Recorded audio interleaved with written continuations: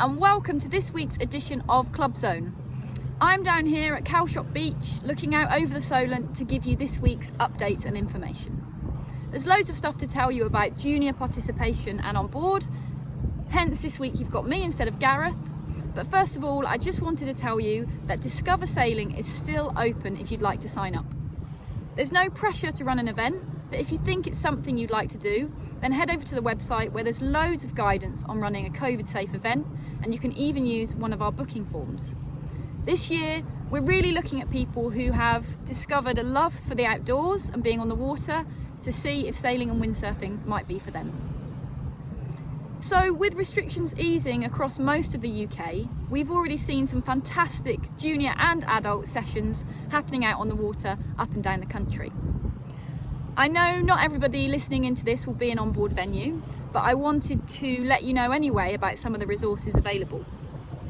So the first thing is our onboard session cards, which have proved really popular with instructors running fun and engaging sessions out on the water for juniors and adults. We have beginner sailing session cards, beginner windsurfing session cards, and we now have the improver sailing session cards, which bridge that gap between stages 2 and 3 and really encourage continued participation. The improver windsurfing cards are nearly finished as well, so if you are an onboard venue who delivers windsurfing, you'll be receiving a set of these.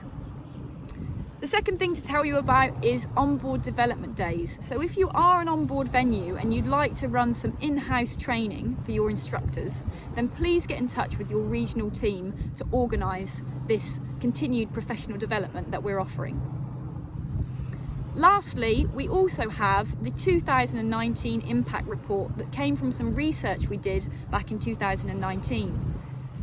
We all know that sailing has a brilliant and positive effect on children and young people, but this document really lays it out and showcases it, and you can use it to really sell the activities that you're delivering. If you haven't seen it yet, then again head over to the website where you can download a copy.